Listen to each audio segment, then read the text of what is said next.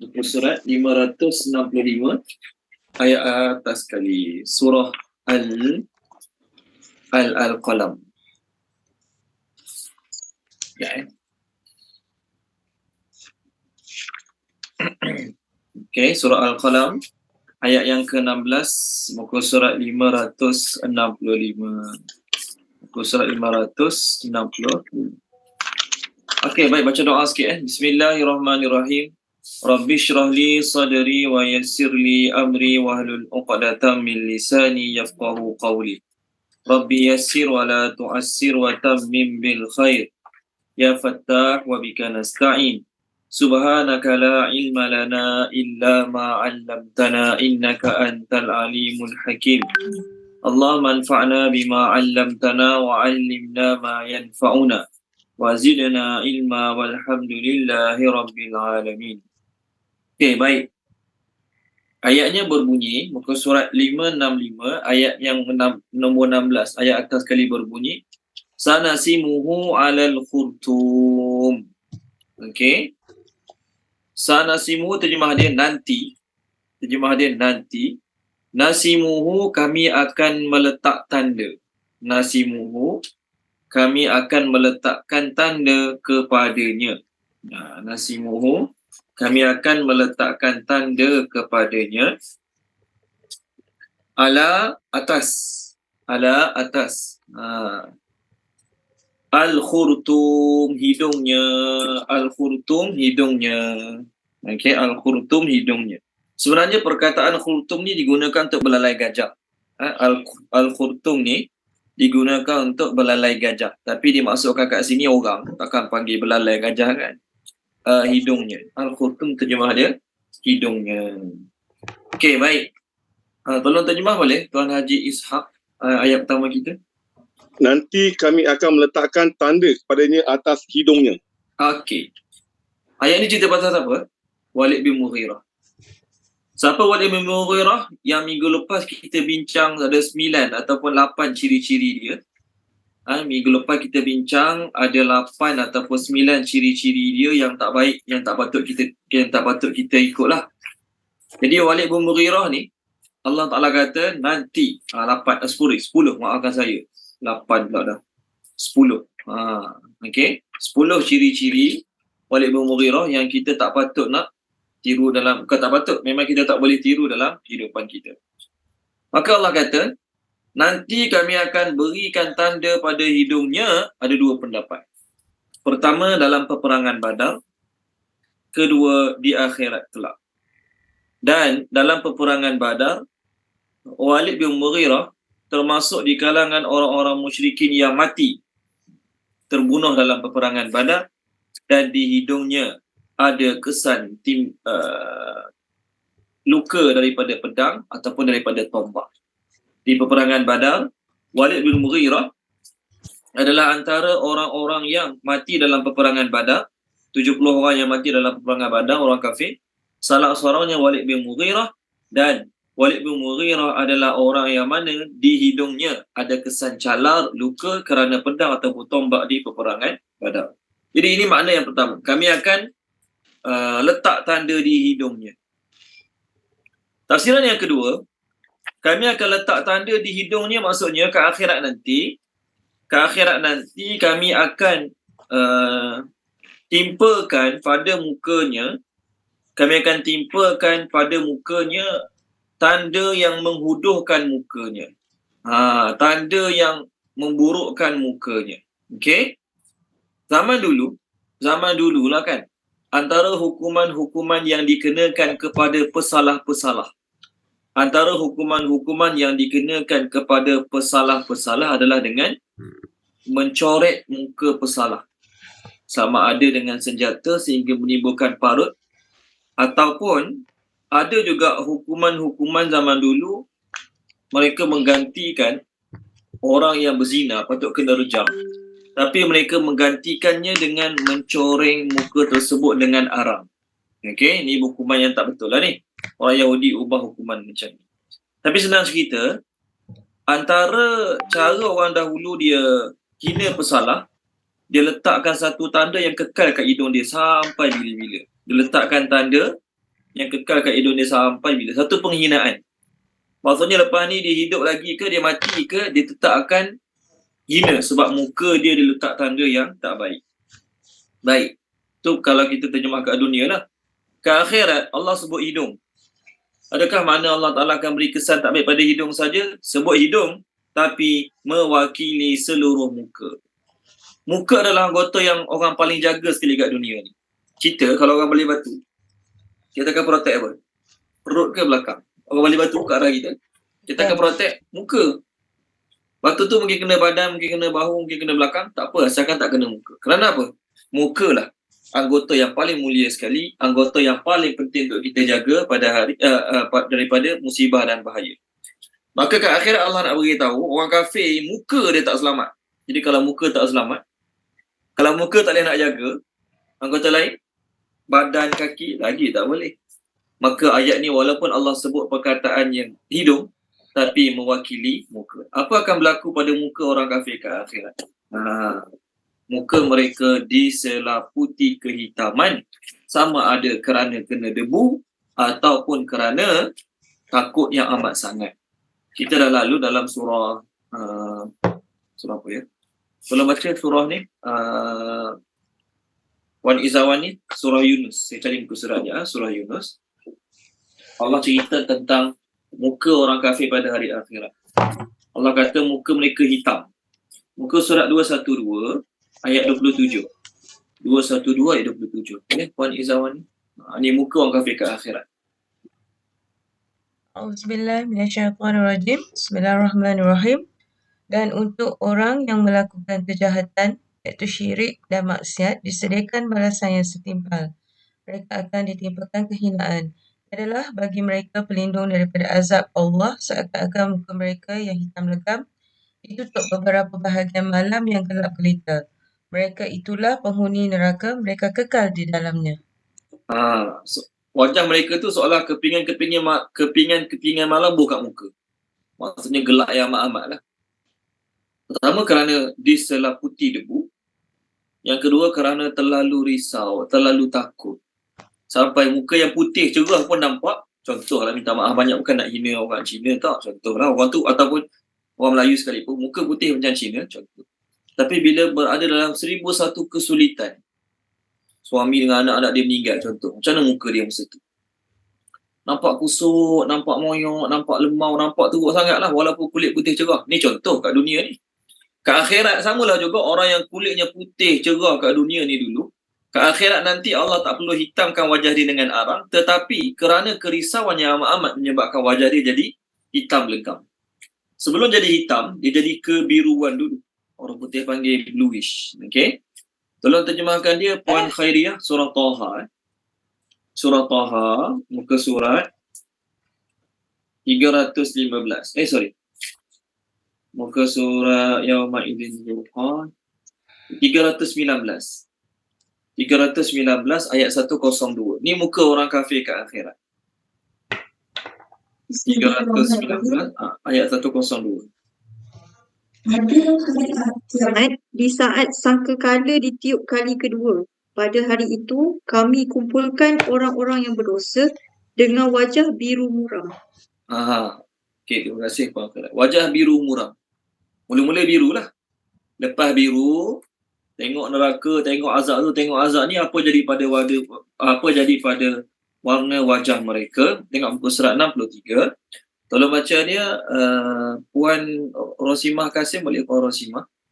Muka surat 63 ayat yang ke-106. Ayat 106.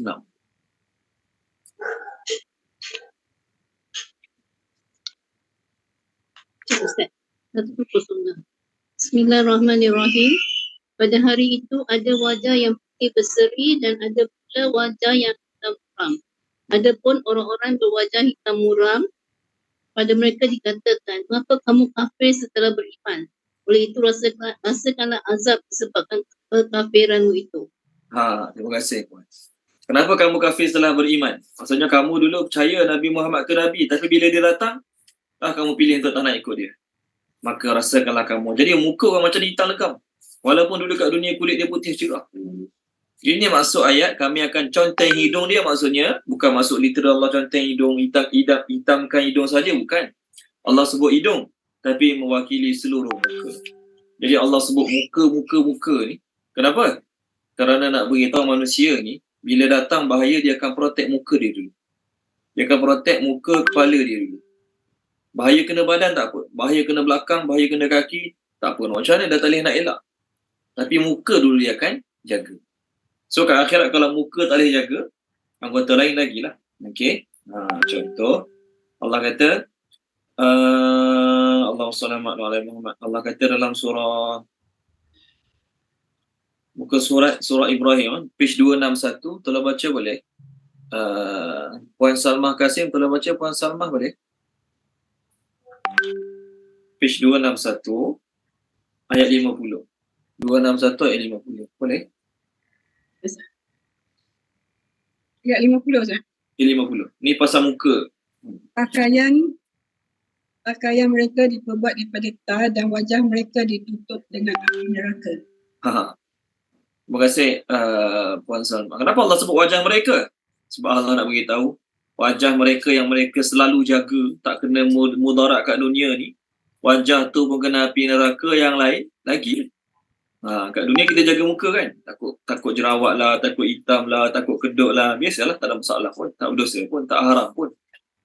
Pakai itulah, pakai inilah, macam-macam pakai lah. Sebab nak jaga muka, bagus.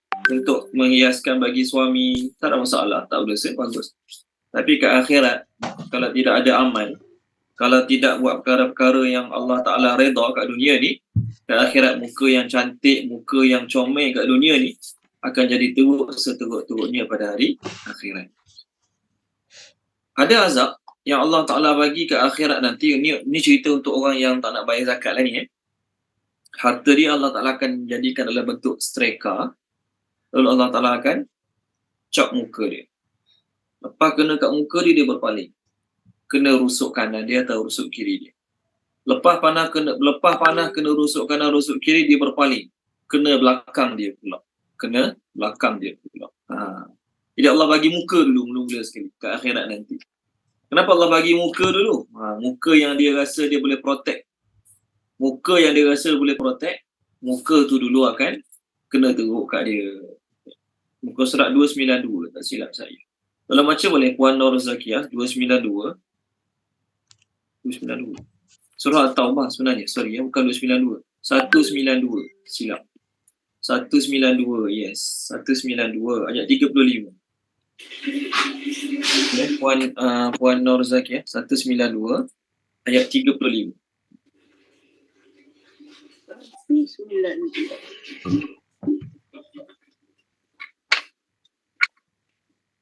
A'udzubillahi minasyaitonirrajim.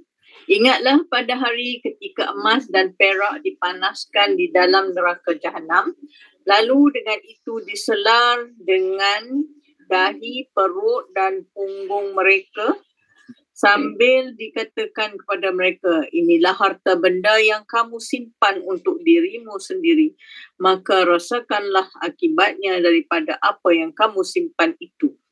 Dahi, perut Puan Zakiah, dahi, perut Dahi, perut dan punggung mereka. Perut? Ya, perut. Perut Oh, betul terjemah flanks. F-L-A-N-K-S, flanks. Flank tu apa Puan Zakiah? Flanks. Rusuk, betul kan? Flanks. Ustaz, nak kena check. Apa dia? Tepi, yes. Rusuk Junub lah, junub. Ayat surah sejadah dia kan, ayat dia bahasa Arab junub. Fatuqwa biha jibahuhum wa junubuhum. Junub ni tatajafa junubuhum, lambung kiri, lambung kanan. Jadi bukan perut sebenarnya. Bila orang tu dia kena streka kat muka tadi, dia selar dahi. Allah Ta'ala, harta tu Allah buat dalam bentuk streka, selar dahi. Bila kena kat muka, dia akan berpaling ke kiri ataupun ke kanan. Jadi masa berpaling ke kiri kanan tu kena selar pula bahagian ni. Lambung kanan ataupun lambung kiri ni kena. Bila dah kena lambung kanan atau lambung kiri, pusing belakang pula, Pusing belakang, kena belakang pula. Jadi Allah nak beritahu, tidak ada anggota, tidak ada bahagian badan yang dia dapat protect daripada api neraka pada hari akhirat. Jadi kalau muka tak boleh nak jaga, kat akhirat nantilah, muka tak boleh nak jaga, anggota lain lagi, anggota lain lebih tak boleh nak jaga. Ini maksud ayat, kami akan letak tanda pada hidungnya pada hari akhirat kelak. Okey, baik, seterusnya. Masuk ayat baru. Untuk sahabat-sahabat baru masuk, kita sekarang sedang bincang surah Al-Qalam, muka surat 565, ayat yang ke-17. 565, ayat yang ke-17. Okey, seterusnya. Inna sesungguhnya kami, balawnahum, telah menguji mereka. Balawnahum, telah menguji mereka. Kama sebagaimana, balawna kami telah menguji. Balawna kami telah menguji ashabal jannah, pemilik kebun. Dalam Quran bila sebut ashabul jannah ataupun ashabal jannah ada dua tafsiran. Pertama pemilik kebun, kedua ahli-ahli syurga. Sekarang bukan cerita ahli syurga, sekarang cerita dia pemilik kebun. Okey. Jadi ashabal jannah terjemah dia pemilik kebun. Is ketika aqsamu mereka bersumpah. Aqsamu mereka bersumpah. La yasrimunnaha, pasti mereka akan memetiknya. La yasrimunnaha, pasti mereka akan memetiknya. Okey. La yasrimunnaha, pasti mereka akan memetiknya. Nya itu maksudnya hasil kebun lah. Musbihin, pada awal pagi. Musbihina, pada awal pagi. Okey.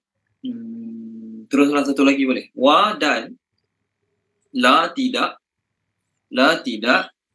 yastasnun, mereka mengecualikan. Yastasnun, mereka mengecualikan. Ada dua makna mereka mengecualikan kat sini. Ada dua makna mereka mengecualikan kat sini, tapi nanti saya terangkanlah. La tidak yastasnun, mereka mengecualikan. Okey, tolong terjemahkan dia. Dr. Azizah terjemahkan boleh Dr. Azizah ayat kita sekarang ni, dua ayat 16 ayat 17. Auzubillahi minasyaitanirrajim. Sesungguhnya kami telah menguji mereka sebagaimana kami telah menguji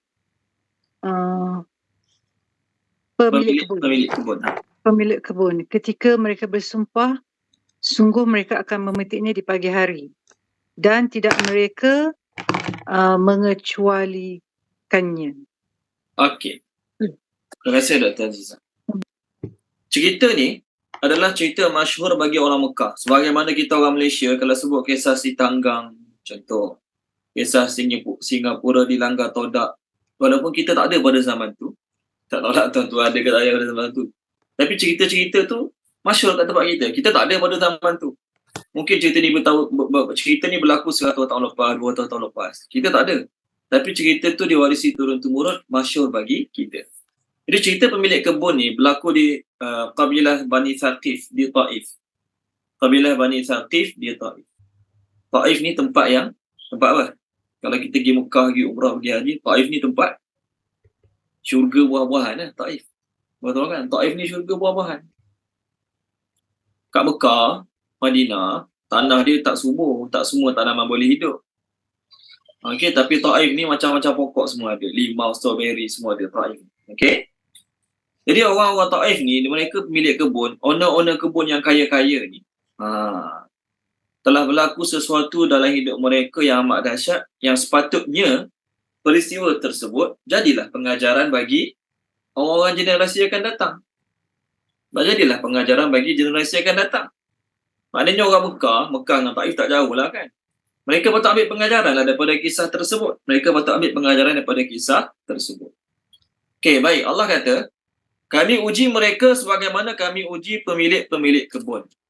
Ketika mana mereka bersumpah, aqsamu tu mereka sebut demi Allah. Maksudnya mereka ni Islam. Mereka ni bukan orang kafir, mereka ni Muslim. Sebab ayat akan datang nanti mereka mengaku yang mereka zalim lah kan. Cuma nak cerita kat sini mereka kedekut, nantilah masuk ayat kedekut tu saya terangkan. Mereka kata demi Allah, esok pagi kita akan kutip hasil harvest. Esok pagi kita akan kutip hasil. Wala yastasnun, tanpa mereka mengecualikan. Ada dua makna. Pertama, mereka sebut dengan confident yang mereka kekuti hasil. Confirm tidak ada sesuatu boleh menghalang mereka. Maknanya mereka tak sebut insya-Allah. Itu maksud mereka tidak mengecualikan tu. Lafaz insya-Allah dalam bahasa Arab dipanggil istisna.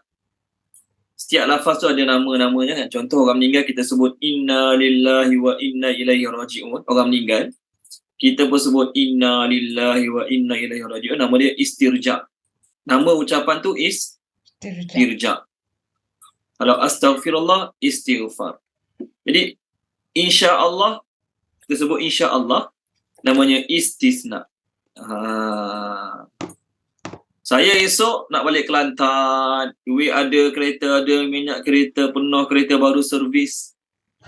Saya tak sebut insya-Allah. Sebab apa? Saya fikir esok saya confirm boleh balik Kelantan. Duit ada, minyak kereta penuh, kereta baru servis. Nak apa lagi? Balik je lah. Tak sebut insya-Allah. Jadi saya kena sebut insya-Allah maksudnya apa? Kecuali jika Allah nak yang lain, saya tak boleh balik lah esok. Sebut insya-Allah tu maksudnya saya mengecualikan.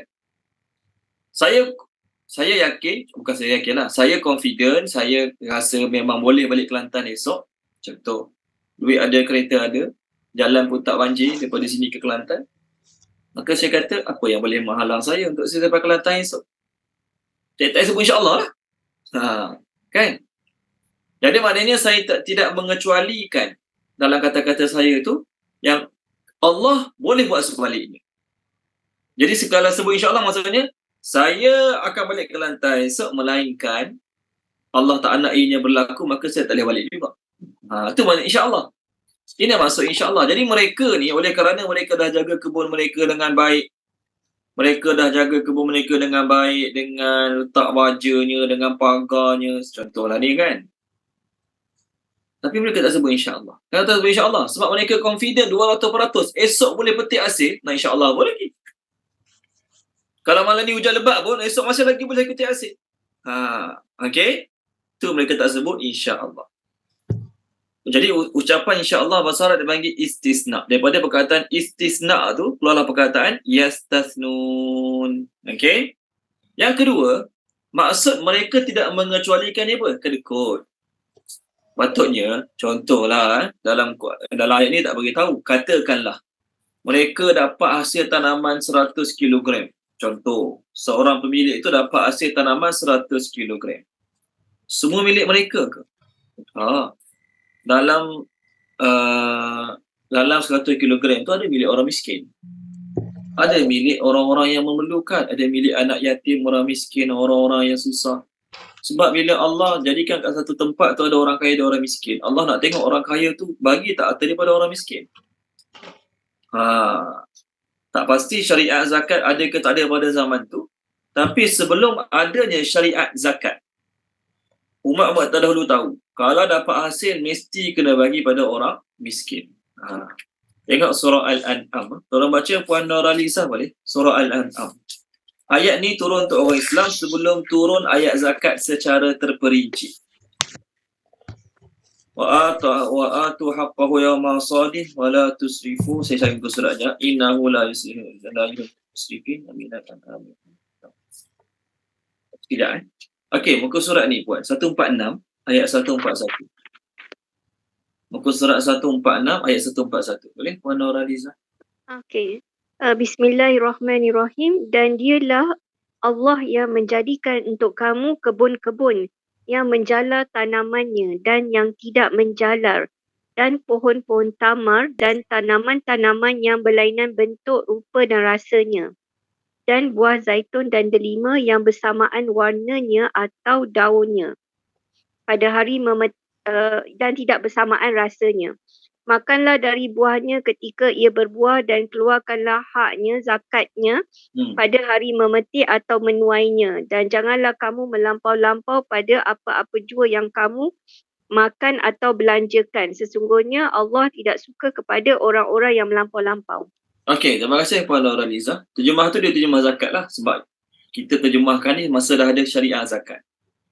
Sedangkan kalau Allah nak suruh bayar zakat, Allah kata apa? Wa atu zakah. Wa aqimus salah wa atu zakah. Kan senang, wa atu zakah. Tapi ayat ni Allah tak kata wa atu zakah. Allah kata, tengok ayat dia saya baca. Kulu min samarihi idza asmara. Daripada perkataan asmara tu, ada keluar perkataan asmara bahasa Melayu. Okey. Kulu min samarihi idza asmara wa atu haqqahu. Tunaikanlah haknya. Kenapa Allah tak sebut zakatnya terus? Kerana sebelum turun ayat zakat secara terperinci, Allah sebut orang miskin ada hak. 1/10 ke, 1/20 ke, tak kisah. Yang penting, setiap zakat, setiap harta yang Allah bagi pada kamu, hasil tanaman ternakan kamu, kena bayar zakat. Kena bagi pada orang miskin. Berapa? Wallahu alam.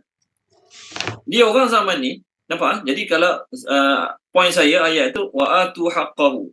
Give its right.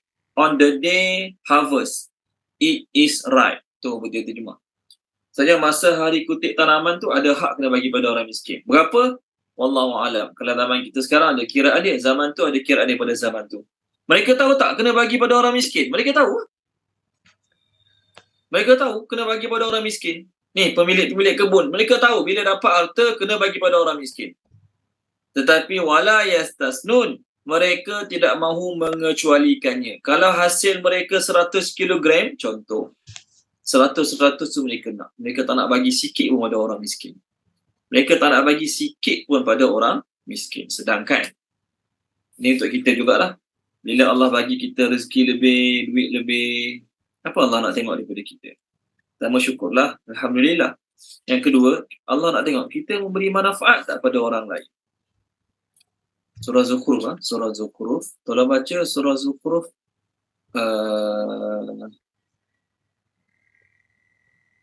Puan Mai Zaitun. Tolong baca boleh Puan Mai Zaitun. Saya cari buku surat dia, Surah Zukhruf.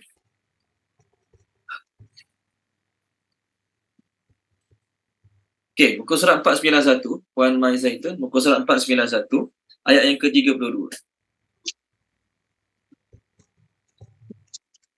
Ayat 32. Ya, 32. Yes. Page 491 ayat 32. Apakah mereka yang membahagi-bahagikan rahmat Tuhanmu? Kamilah yang menentukan penghidupan mereka dalam kehidupan dunia, dan kami telah meninggikan sebahagian daripada mereka ke atas sebahagian yang lain beberapa darjat, agar sebahagian mereka dapat memanfaatkan sebahagian yang lain, dan rahmat Tuhanmu lebih baik daripada apa yang mereka kumpulkan. Terima kasih Puan Mai Zaitun. Allah tinggikan sebahagian orang darjat dia dari sudut harta ke, pangkat ke, jawatan ke, agar dia dapat memanfaatkannya pada sebahagian yang lain. Jadi Allah buat kita kaya, ada rezeki lebih, duit lebih. Allah bukan sekadar nak tengok kita ucap Alhamdulillah.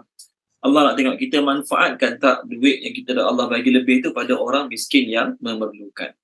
Jadi kita sekarang ada syariat zakat. Allah nak tengoklah bayar zakat ke tak bayar zakat. Okey?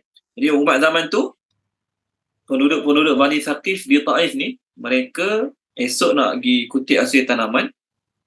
Mereka tak ada niat sikit pun, mereka tidak ada sikit pun niat nak bagi pada orang miskin yang memerlukan. Okey, apa berlaku pada kebun mereka? Sambung ayat 19. Muka surat, untuk sahabat-sahabat baru masuk, kita sekarang muka surat 565 ayat yang ke-19. Faham ke? Ustaz tanya sikit Ustaz. Boleh. Surah tu sama tak dengan surah Al-Kahfi ayat 23-24 Ustaz? Ayat tu. Surah apa? Surah mana itu? Ayat 18 tadi. Adakah dia sama dengan surah Kahfi ayat 23 dan 24? Sama-sama. Ya Allah tegur Nabi. Wala taqulanna li syai'in. Betul, bagus juga kita refer ayat tu. Tolong baca Puan Aliza boleh. Jangan kamu cakap nak buat sesuatu melainkan sebut insya-Allah. Tu patut kena refer tu, saya lupa nak refer. Jika mana Nabi kata, esok aku jawab. Muhafin tanya Nabi 3 soalan. Tentang pemuda-pemuda yang ajaib kisahnya, tentang lelaki yang kuasai timur sampai ke barat, itu Zulkarnain, dan juga tentang roh. Nabi kata esok aku jawab, tapi Nabi tak sebut insya-Allah. Okey, tolong baca dia. Bukan 23-24. Betul, 23-24. Muka surat 296. Boleh Puan Aliza, 296. Ayat 23-24. Ni pengajaran untuk kita lah. Okey. Bismillahirrahmanirrahim. Dan janganlah sekali-kali engkau mengatakan terhadap sesuatu, aku pasti melakukan itu esok pagi. Kecuali dengan mengatakan insya-Allah, dan ingatlah kepada Tuhanmu apabila engkau lupa, dan katakanlah mudah-mudahan Tuhanku akan memberiku petunjuk kepadaku agar aku yang lebih dekat kebenarannya daripada ini. Okey, terima kasih Puan Aliza. Ni pelajaran untuk kita. Walaupun kita duit banyak, walaupun kita sihat tubuh badan, kita tetap kena kata insya-Allah esok saya nak balik kampung.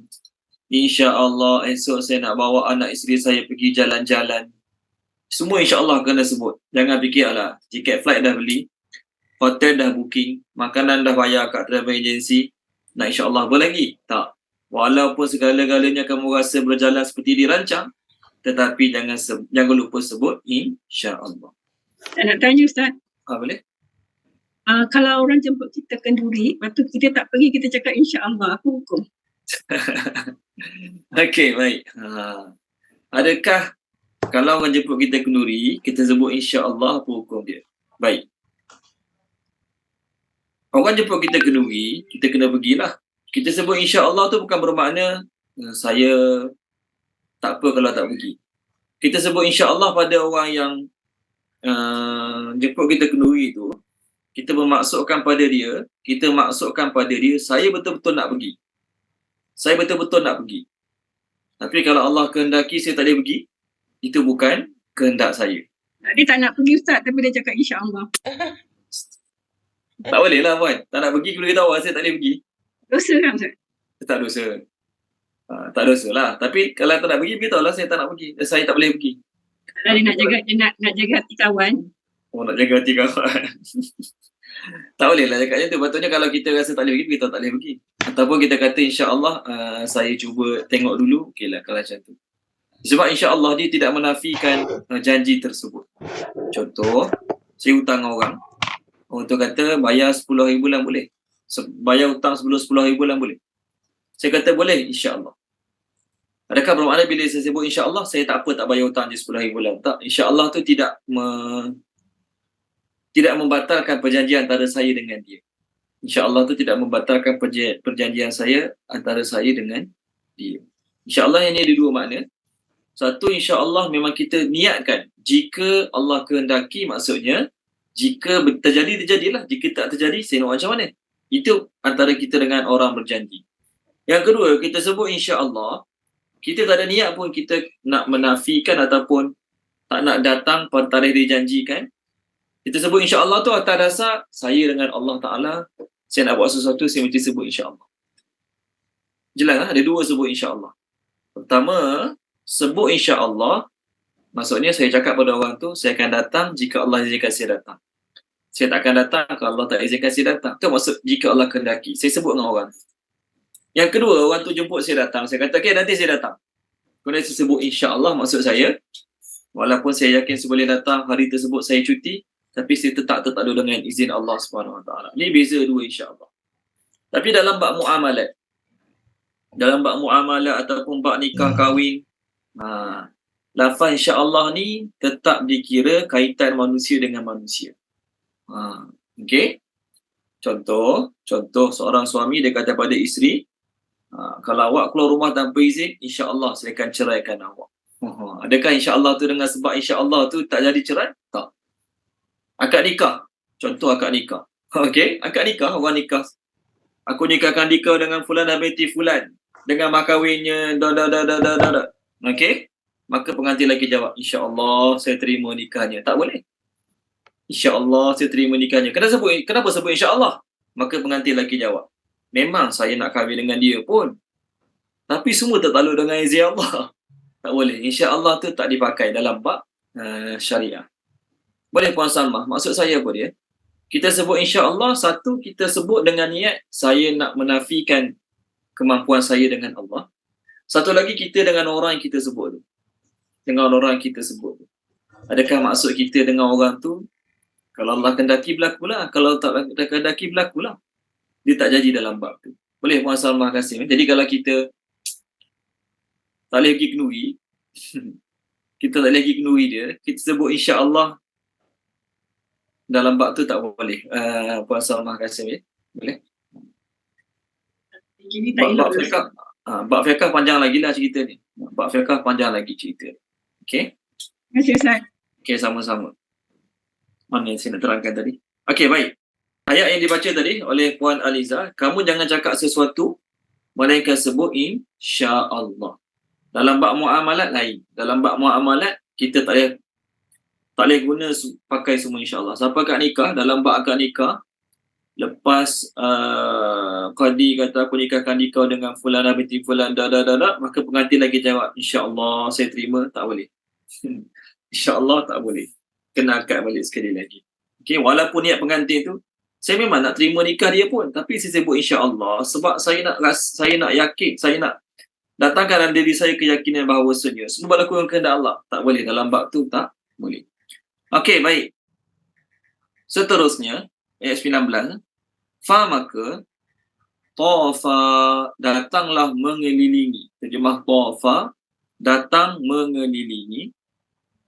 Alaiha ke atasnya, ke atas kebun tu. Alaiha ke atasnya, maksudnya ke atas kebun. Ta'ifun, bencana.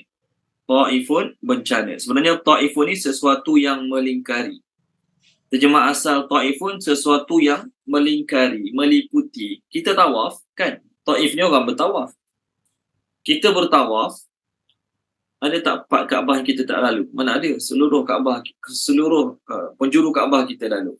So samalah juga, ta'ifun ni bencana. Bencana ni bila dia datang, dia kena semua. Tak ada tempat yang tak kena. Ta'ifun bencana min daripada Rabbika Tuhanmu, Rabbika Tuhanmu, wa sedang ataupun padahal. Hum mereka, itu orang-orang pemilik kebun ni, naimun, sedang tidur. Sedangkan mereka naimun, sedang tidur. Oh betul terjemah, ta'ifun ni apa tahu? Visitation. Betul terjemah ta'ifun tu visitation. Apa makna visitation tu saya tak tahulah. Tapi maksud ta'ifun kat sini azab yang datang. Okey? Okey, tolong terjemahkan dia. Tuan Haji Ishak boleh? Tuan Haji Ishak tolong terjemahkan ayat kita sekarang. Maka datanglah yang tu tak apa Ustaz. Ke atasnya. Maka datanglah ke atasnya bencana daripada Tuhanmu sedang mereka sedang tidur. Okey, baik. Terima kasih Tuan Haji Ishak. Mereka ni Allah Subhanahu Wa Taala timpakan kepada mereka azab masa mereka sedang tidur. Bukan mereka kena azab, sorry. Kebun mereka kena azab. Kebun mereka Allah Subhanahu Wa Taala datangkan bencana pada kebun mereka ketika mana mereka sedang tidur. Masa mereka tengah syok-syok tidur tu, Allah Ta'ala datangkan azab pada kebun mereka. Lalu apa berlaku pada kebun mereka? Sama ayat seterusnya, ayat 20. Patutnya ayat 20 kena sekali dengan 19 tadi, sorry ya. Patutnya ayat 20 ni kena terjemah sekali dengan ayat 19 tadi, tapi tak apalah. Fa maka, sambung fa maka, asbahat jadilah ia. Asbahat jadilah ia kebun tu. Ka seperti as-sarim, malam yang gelap. As-sarim, malam yang gelap. So it become black by the morning. Ka-sarim, malam yang gelap. Okey, Puan Izawani tolong terjemah boleh? Puan Izawani, ayat 20 ni pendek aja.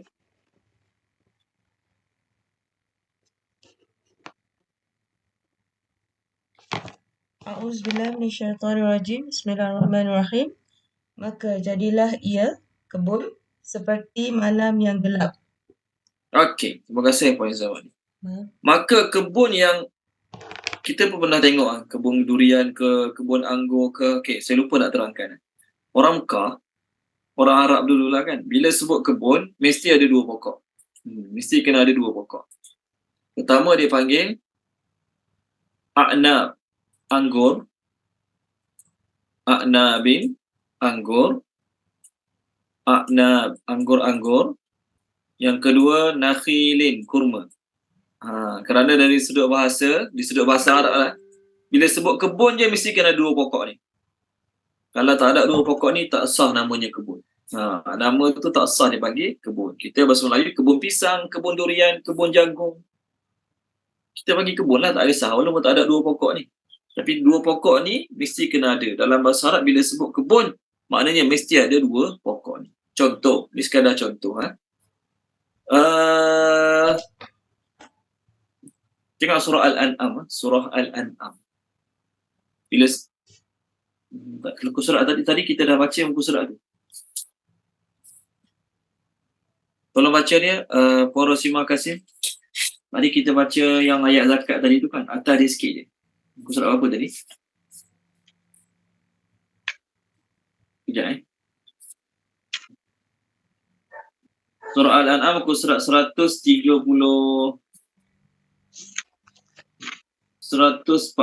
tadi kan, 146. Ya ke? Wan nakhlin wa zar'in. Okay, kejap. Bukan yang tu maafkan saya.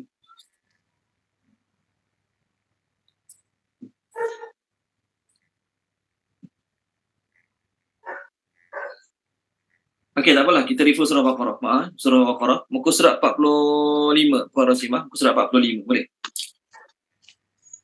Sebenarnya muka surat 45 ni saya nak refer sekarang. Tapi tak apalah, kita baca sekarang. Muka surat 45. Okey.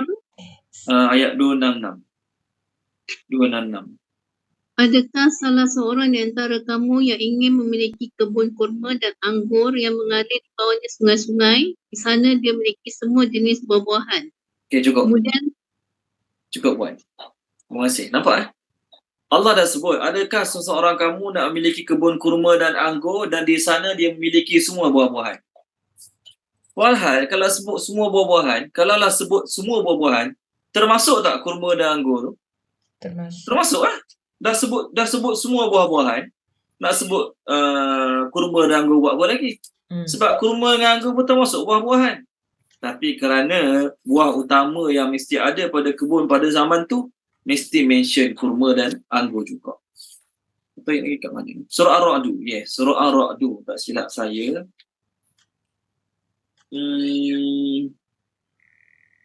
Yes. Tengok muka surat 249. 249. Puan Salmah Kasim telah baca ni. Puan Salmah Kasim 249 ayat 3 ayat 4. Dalam dua ayat tu masih ada lagi kurma dan anggur. Ayat 3 dan 4. Ya, ayat 3 dan 4 tu. Dia yang menghamparkan bumi dan menjadikan gunung ganam dan sungai-sungai di atasnya. Dan padanya dia menjadikan buah-buahan berpasang-pasangan. Dia menukarkan malam kepada siang. Sesungguhnya pada yang demikian itu terdapat tanda-tanda kebesaran Allah bagi orang-orang yang berfikir. Yang keempat, dan di bumi terdapat bahagian-bahagian yang berhampiran. Kebun anggur, tanaman pohon kurma yang bercabang dan yang tidak bercabang disirami dengan air yang sama, tetapi kami melebihkan rasa sesuatu tanaman daripada yang lainnya.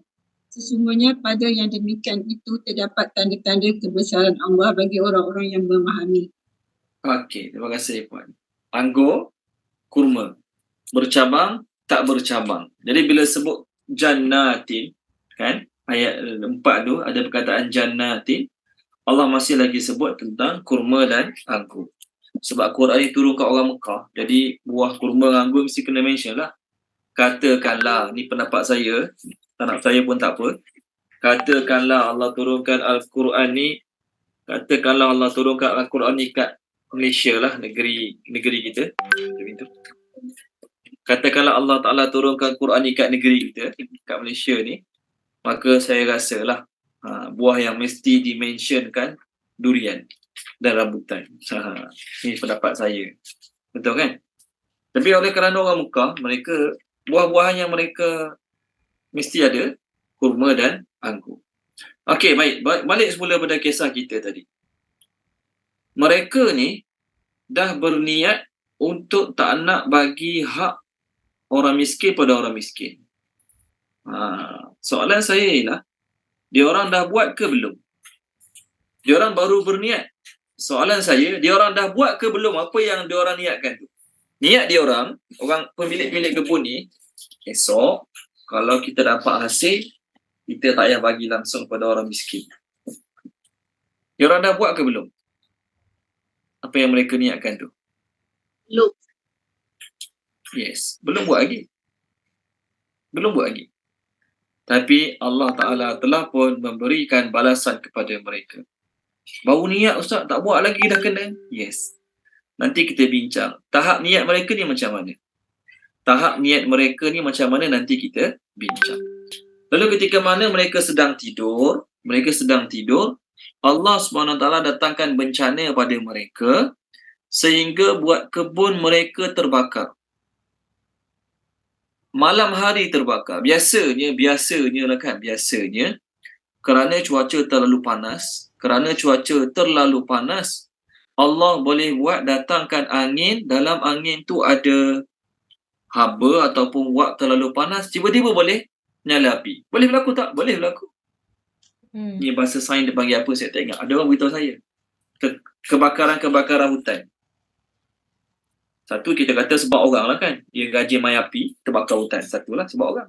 Tapi ada tengah-tengah hutan yang orang tak masuk pun kat hutan tu. Tak ada orang pergi pun hutan tu. Tapi kerana cuaca dan haba terlalu panas, boleh menyebabkan terbakar. Tadi, dibaca tadi oleh Puan Salmah baca tadi. Ayat yang Puan Salmah baca untuk kita tadi, ada perkataan hutan terbakar, kebun terbakar. Angin, dalam tu ada api. Puan Salmah boleh tak baca sekali lagi? Puan Salmah baca tadi kan? Page 45 tu Puan Salmah. Surah Baqarah, boleh tak? Saya nak tunjuk page 45 tu. Ayat yang ke 266. Boleh Puan Salmah tak baca sekali lagi? Adakah salah seorang di antara kamu yang ingin memiliki kebun kurma dan anggur yang mengalir di bawahnya sungai-sungai? Misalnya dia memiliki semua jenis buah-buahan. Kemudian tiba masa tuanya, sedangkan dia memiliki keturunan yang masih lagi kecil. Lalu kebun itu ditiup angin keras yang mengandungi api sehingga terbakar. Demikianlah Allah menerangkan ayat-ayatnya kepadamu agar kamu memikirkannya. Terima kasih Puan Salma. Jadi saya pun tak tahulah, kena tanya orang sains ni. Angin apa mengandungi api? Angin apa mengandungi api? Jawapan dia, saya lupa istilah dia, saya lupa dah. Bila cuaca terlalu panas, haba terlalu panas, dia akan jadi api sendiri. Dia akan jadi api itu sendiri, tanpa orang bakar. Kalau orang bakar lain lah, orang bakar isap okok ke, dia pakai pasang buat nyamuk ke, dia nak bakar sampah sikit je, angin tiup api yang bakar sampah dia kena semak sama, terbakar hutan. Itu lain. Yang Indonesia tu orang sengaja bakar hutan. Ni tak, suasana yang panas sangat sehingga hutan boleh tiba-tiba terbakar. Berlaku kan? Dia panggil apa? Dr. Didah. Dr. Didah tak ada. Dr. Didah, doktor perubatan, ada kaitan ke dengan ni? Tak sure Ustaz. Tapi saya rasa macam kalau terlalu panas, maybe dia punya macam daun tu bergesel, dia boleh spark fire tak? Boleh jadi That's Okey, baik, insya-Allah. Terima kasih. saya rasa lah. Okey. Tapi inilah yang ada hamba Allah terangkan tadi, bila kadang hamba cuaca terlalu panas, api jadi dengan sendiri, bukan dengan sebab perbuatan manusia.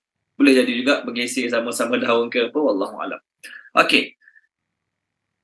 Ni siang hari ni, cerita dia di siang hari. Yang ayat Puan Salmah baca tadi untuk kita, cerita dia siang hari. Siang hari, cuaca panas, terlalu panas sampai keluar api. Okeylah siang hari, ni malam hari. Mereka pemilik kebun tadi sedang tidur. Bangun pagi, kebun mereka jadi macam padang jarak, padang terkukur. Semua hitam. Kebun kurma, kebun anggur, kebun sayur, biasanya kalau pergi ada berbagai-bagai warna. Walaupun kebanyakan warnanya adalah hijau, tapi oleh kerana ada aneka buah-buahan, aneka tanaman, maka warna macam-macam lah kan. Kita kata meriah lah warna, senang cerita, warna kebun tu meriah. Tapi Allah Ta'ala nak tunjuk, Allah Ta'ala tak perlu ambil masa lama, dalam masa satu malam tak sampai 24 jam. Mungkin 8 jam, mungkin 7 jam. Tidur berapa lama sangat satu malam? Takkan 12 jam tidur. Satu malam, mereka pergi kat kebun mereka tu, mereka tengok kebun mereka hitam macam waktu malam. Maksudnya apa? Tak ada langsung tinggal warna lain. Tak ada selai rumput yang masih hijau. Tak ada selai daun yang masih hijau. Semua jadi hitam terbakar macam gelap. Okey? Baik. Mereka dah sedar belum? Belum lagi. Mereka dah sedar kebun mereka terbakar? Belum lagi. Maknanya tuan-tuan dan puan-puan, pengajaran kita boleh dapat dalam ayat ni. Pertama, apa yang kita usahakan bertahun-tahun. Dia orang nak harvest tanaman esok ni, ambil masa berapa lama? Bukan tanah lada 2-3 bulan mungkin dah dapat hasil lah. Tanah lada ni, kebun kurma, kebun anggur ni bukannya main macam tanah lada, macam tanah serai. Tak apalah, tanah lada, tanah serai. Kebun kurma, kebun anggur maksudnya ambil masa bertahun-tahun nak dapat hasil tanaman. Lepas beberapa tahun baru boleh kutip hasil. Jadi kebun yang mereka dah usahakan bertahun-tahun, Allah Ta'ala nak binasakan ambil masa satu malam. Kita kumpul harta, kumpul aset, kumpul duit bertahun-tahun. Allah nak habiskan harta kita, Allah nak habiskan aset kita, Allah pun ambil masa bertahun-tahun juga ke? Orang tu kumpulkan harta 35 tahun. Ada 3 juta duit dalam bank dia, contoh. Tak, Allah nak ambil 3 juta dia tu, Allah perlukan masa 3 tahun juga. Tak. Mari pencolek-colek 2 orang anak dia, minta 2 juta seorang. minta 1 juta setengah. Pencolek pertama minta 1,5 juta, pencolek kedua minta 1,5 juta. Contoh, berlaku tak? Berlaku. Ada orang yang disimpan duit betul-betul, bagus, Alhamdulillah. Lepas dia pencet, dia ingat nak guna duit dia pergi berjalan seluruh dunia lah. Tengok-tengok, lepas pencet Allah uji dengan penyakit. Bila Allah uji dengan penyakit, berubat sana, berubat sini, insurans dah habis cover, guna duit simpanan pun dah habis, tengok-tengok duit simpanan pun dah habis, masih lagi tak sembuh. Berlaku tak? Berlaku.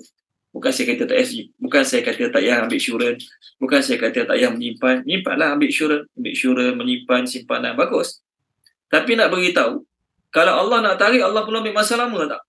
Tak perlu ambil masa lama.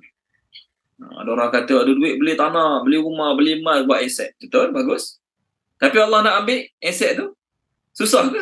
Terdesak pakai duit, kena jual tanah, kena jual rumah, kena jual emas, lalah boleh habis juga. Jadi jangan fikir, apa yang kita ada, Allah perlu ambil masa yang lama untuk mengambilnya kembali daripada kita. Ni pengajaran pertama kita dapat dalam surah ini.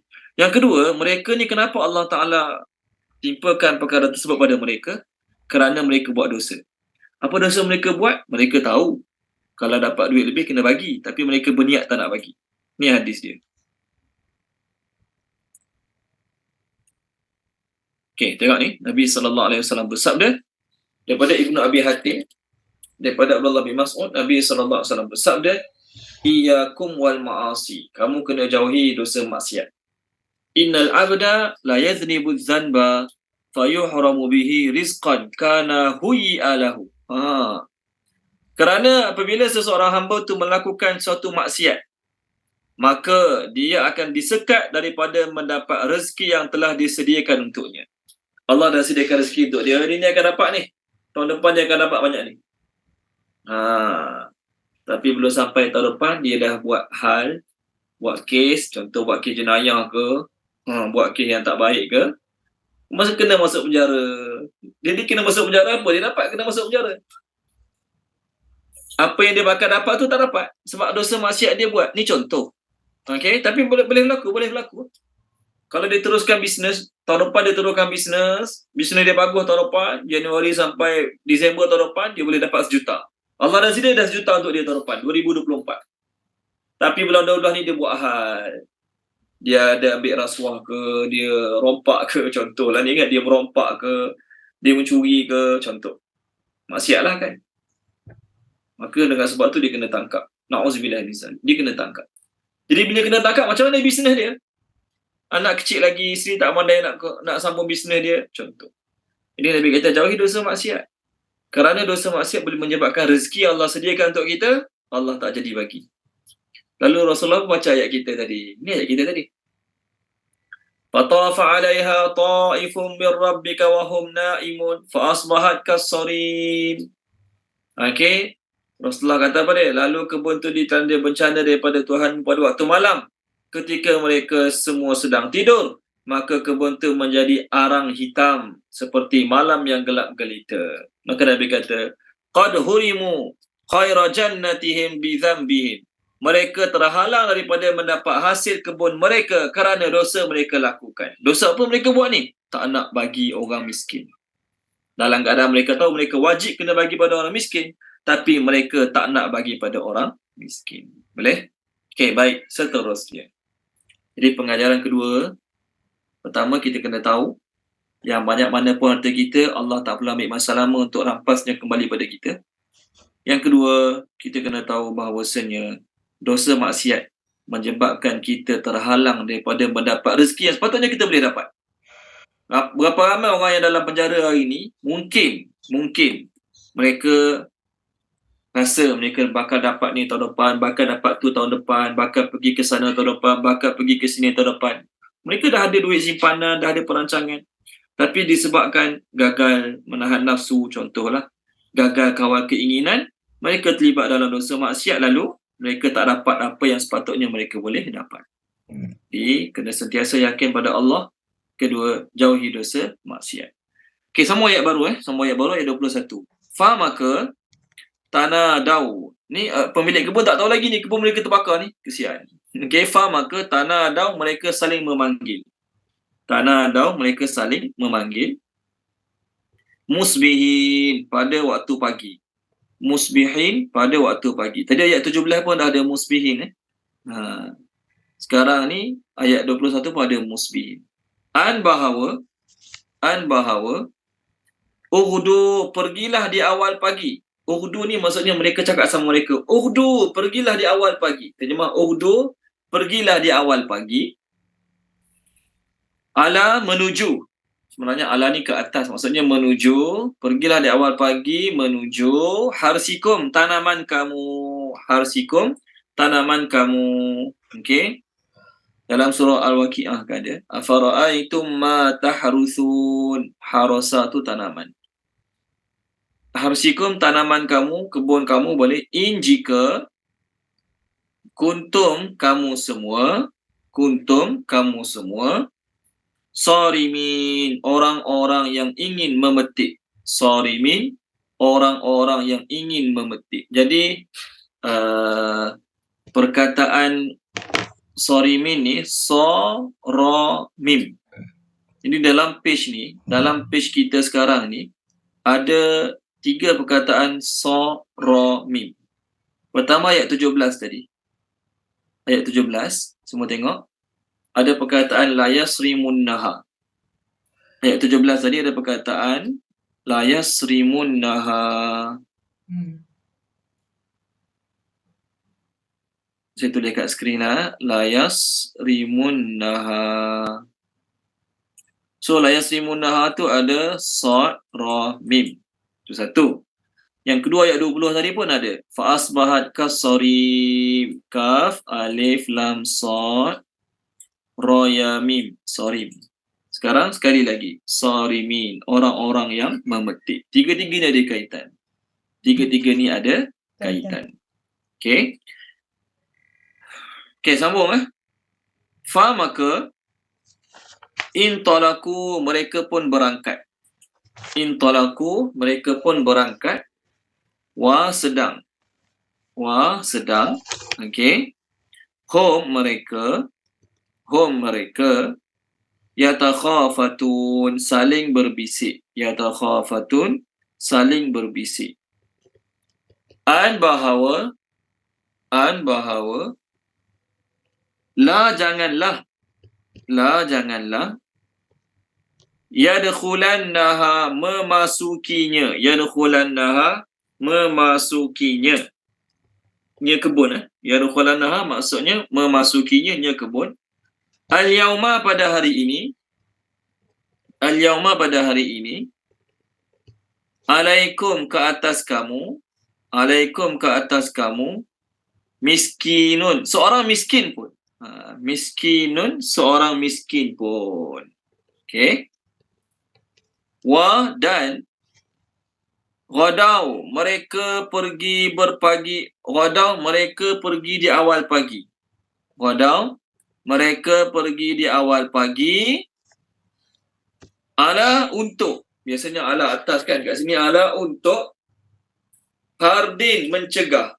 Hardin mencegah, menghalang. Dua-dua boleh hardin. Okey. Qadirin, dalam keadaan mereka mampu. Qadirin, dalam keadaan mereka mampu. Hardin tu maksudnya mereka mencegah orang miskin, tak bagi orang miskin ambil hak mereka. Qadirin, dalam keadaan mereka mampu. Maksudnya hasil mereka banyak. Kalau bagi setangkai, dua tangkai, seguni, dua guni pada orang miskin tak ada masalah Tapi kedekut tak nak bagi langsung pada orang miskin. Itu maksud ayat ni. Okey, Puan Khairiah tak nak baca boleh? Panjang sikit ayat kita ni. Puan Khairiah tak nak baca? Ayat daripada mana tadi? 21 sampai 25. Maka mereka saling memanggil pada waktu pagi bahawa pergilah di awal pagi menuju tanaman kamu. Jika kamu semua orang yang ingin memetik. Terus. Maka mereka pun berangkat sedang mereka saling berbisik bahawa janganlah memasukinya pada hari ini ke atas kamu. Seorang miskin pun dan mereka pergi di awal pagi untuk mencegah dalam keadaan mereka mampu. Terima kasih Puan Khairiah. Daripada ayat yang Puan Khairiah baca tu, nak tanya sahabat-sahabat sekalian, mereka dah buat belum kesalahan ni? Mereka dah buat ke belum kesalahan ni? Apa kesalahan mereka nak buat kat sini? Kedekut. Dah buat ke belum Puan Khairiah?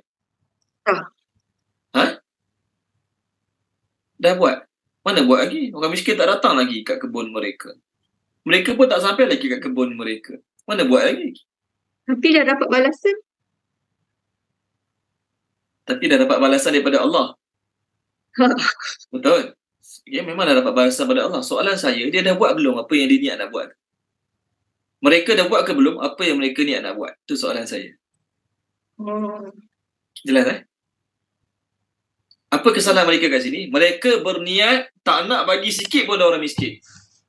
Senang cerita tak nak bayar zakat lah. Seolah-olah zaman kita sekarang. Tak nak bayar zakat. Dia berniat tak nak bayar zakat. Tapi dalam cerita kita sampai ayat yang Puan baca tadi, Puan Khairiah baca tadi, dia dah buat ke belum apa dia niatkan tu? Oh belum, sebab belum petik lagi. Belum petik lagi. Jadi tak buat pun lagi.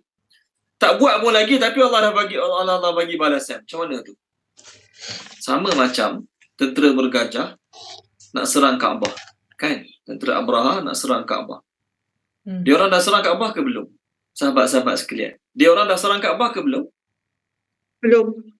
Belum. Tak sempat serang Kaabah lagi. Allah hantar burung serang mereka dulu. Okey, maknanya kalau sekadar niat tapi tidak ada apa-apa action, kalau sekadar niat tapi tidak ada apa-apa action, Allah Ta'ala takkan bagi azab lagi. Tapi Allah maha mengetahui mereka dia bukan sekadar ada niat dalam hati, bahkan telah ada perbincangan untuk menunaikan hajat niat mereka tu. Apa niat mereka? Apa hajat mereka? Niat mereka, hajat mereka nak kedekut, haji bakhil, tak nak bagi sikit pun orang miskin. Kalau sekadar duduk dalam hati, Allah tak bagi musibah lagi. Tapi Allah mengetahui mereka memang betul-betul akan tak nak bagi pada orang miskin. Sebab tu ayat 21, mereka saling memanggil owner kebun ni. Owner kebun yang kaya-kaya ni, owner durian Musang King macam tu lah. Owner kebun ni, dia call sama-sama dia orang. Bukan call lah, dia beritahu sama dia orang. Esok kita pergi awal pagi tau. Sebelum subuh gerak. 5 suku. Pastikan sebelum matahari terbit, dah habis kuti asing. Termasuk fatana dan muslim. Maksudnya sebelum matahari terbit cerah nampak tanah tu, kita dah habis kuti asing. Sebab apa? Orang miskin biasa pergi pukul 8, pukul 9 kat kebun kita. Nak tunggu kita kuti asing, orang miskin. Jadi sebelum pukul 8, pukul 9 tu, kita dah siap kutip balik rumah dah. Biar orang miskin datang, tak ada dah buah. Owner dah balik dah, nak minta apa lagi? Tu niat mereka. Jadi walaupun mereka belum buat lagi apa yang mereka niatkan, iaitu nak jadi orang kedekut esok, tapi perbincangan ke arah tu ada tak? Ada. Action ke arah tu ada? Ada. Macam tentera Abraha tadi, walaupun mereka belum serang Kaabah, tapi perjalanan mereka menuju ke Kaabah tu dah berlaku belum? Dah berlaku. Mereka ni, pemilik kebun kita bincang sekarang ni, mereka bukan sekadar berniat nak kedekut, tak nak bagi orang miskin esok. Mereka dah bincang sama mereka, esok keluar awal. Esok keluar awal. Boleh? Keluar awal. Kalau sayang harta tanaman kita nak harvest esok, keluar awal. Kalau keluar lambat, mesti kena minta sama orang miskin. Pertama, mereka dah bincang untuk keluar awal pagi. Kalau bincang keluar awal pagi, tak salah pun kita bincang keluar awal pagi nak kutip hasil tanaman, tak salah. Masalahnya kat sini, mereka berniat merancang keluar awal pagi dengan niat supaya orang miskin tak dapat bahagian. Tu yang Allah marah. Dan keesokannya, mereka betul-betul telah keluar awal pagi sambil berbisik-bisik sama mereka. Pastikan tidak ada seorang pun orang miskin masuk kebun kita. Jadi kita pergi awal pagi ni supaya tak ada orang miskin datang minta-minta, buat muka tak malu kat kebun kita. Kalau ada juga kat pintu kebun, kat pintu masuk kebun kita orang miskin datang nak minta harta, dilarang masuk. Ni perbuatan dah ada. Lalu Allah kata mereka pun keluar awal pagi untuk, tak buat lagi ni, Allah tu kita terima untuk mencegah orang miskin daripada ambil sikit pun bahagian tanaman mereka, qadirin, dalam keadaan mereka mampu. Kalaulah hasil tanaman mereka 2 tangkai je, tak bagi orang miskin, tak apa. Dia kata apa? Aku ada 2 tangkai je hasil tanaman. Makan anak bini aku seminggu dah habis, contohlah. Tak sampai seminggu dah habis. Nak bagi kat orang apa? Untuk anak bini pun tak cukup nak bagi kat orang apa? Macam tu.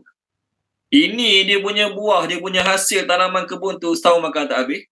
Tiba-tiba orang miskin datang seorang dua minta pun tak nak bagi. Itu yang Allah Ta'ala marah.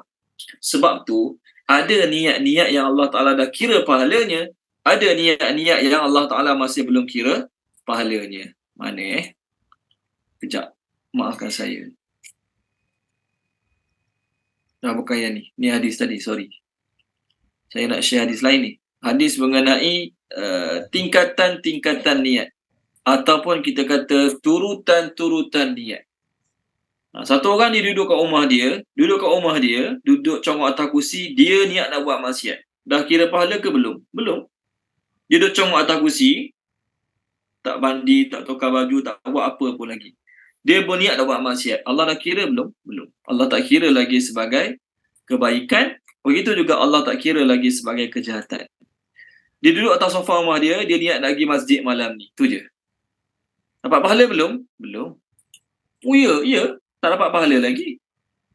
Seronok kalau nak niat saja je tak dapat pahala. Tiap-tiap hari duduk kat rumah, saya nak pergi masjid malam ni, lepas tu tak pergi. Saya nak pergi masjid malam ni, lepas tu tak pergi. Ini tahap-tahap niat. Okey, semua nampak kat skrin insya-Allah. Terdapat 5 peringkat niat. Ni saya ambil dalam kitab Midrajul Fawatih, syarah kepada Mishkatul Masabih. Okey, ada 5 tingkatan niat. Pertama, hajiz. Maksud hajiz daripada lintasan dalam hati. Lintasan untuk melakukan kebaikan ataupun kejahatan. Untuk yang ni, tidak ditulis ganjaran ataupun balasan untuk niat ni. Dia bawa kereta lalu ke masjid. Dia kata, nak pergi masjid malam ni. Ingat nak pergi masjid malam ni. Betul habis. Senyap macam tu je niat tu. Ataupun dia bawa kereta, dia lalu kat tempat judi. Dia kata, malam minggu ni boleh lagi berjudi sekejap. Betul habis, niat tu habis, contoh. Maka niat dia nak pergi masjid tadi Allah tak kira, niat dia nak pergi tempat judi malam ni pun Allah tak kira. Sebab hilang macam tu saja. Yang kedua, khatir. Namanya khatir. Lintasan ni dia lekat lama sikit, lepas tu lupa. Ingat lagi masjid malam ni. Kalau lagi masjid malam ni boleh jumpa orang tu, boleh borak sikit dengan orang ni. Lepas tu ada Yasin malam ni kat masjid. Bolehlah baca Yasin sekejap. Dia mula berfikir-fikir, lepas tu hilang. Tak ada apa. Yang maksudnya kat sini dia punya perbincangan dalam hati tu lama sikit banding yang tadi. Tadi sekejap nak pergi masjid betul habis. Ni pergi masjid buat gini. Yang ni pun sama. Peringkat ni sama. Untuk pahala Allah tak tulis, untuk dosa pun Allah tak tulis lagi. Peringkat ketiga, dia panggil hadis sunnah. Fikir dalam hati. Kalau aku pergi masjid malam ni, aku banyak kerja lagi nak buat malam ni. Esok masuk kerja, banyak kerja nak buat esok kat tempat kerja. Aku pergi masjid malam ni, aku balik awal lah, lepas isyak. Lepas aku pergi salam, tak payah wirid, tak payah sembahyang, aku terus balik lah. Jadi dia mula fikir panjang sikit lah. Ataupun kalau aku pergi, aku pergi masjid, aku sembahyang cepat sikit. Lepas solat isyak, aku sembahyang sunat ba'diyah cepat sikit. Tak payah tunggu imam habis wirid, aku terus balik. Contoh. Jadi dia punya itu fikir dalam hati. Action untuk ke masjid, action untuk tempat maksiat, tak ada apa lagi. Dia tengah bawa kereta balik kerja, malam ni malam minggu ingat tak pergilah buat maksiat ke tempat maksiat sekian. Dalam hati je. Tapi kereta dia masih lagi menuju ke arah rumah dia daripada tempat kerja. Tak adalah kata tengah balik kerja, daripada perjalanan balik kerja sampai ke rumah, dalam perjalanan tu, dia corner kat lain. Pergi tempat maksiat. Perbuatan corner kat lain tu dah dikira ada action ke arah maksiat. Okay, itu lain. So, nombor 1, 2, 3, tahap-tahap niat ni, kebaikan pun Allah tak tulis apa lagi, dosa maksiat pun Allah tak tulis apa lagi. Jelas Nombor 4, dipanggil ham. Ham ni satu perbuatan yang kuat keinginannya dan telah pun ada action, telah pun ada sesuatu gerakan, perbuatan menuju ke arah tersebut. Okey, tengok dalam nombor 4 ni, dia panggil apa?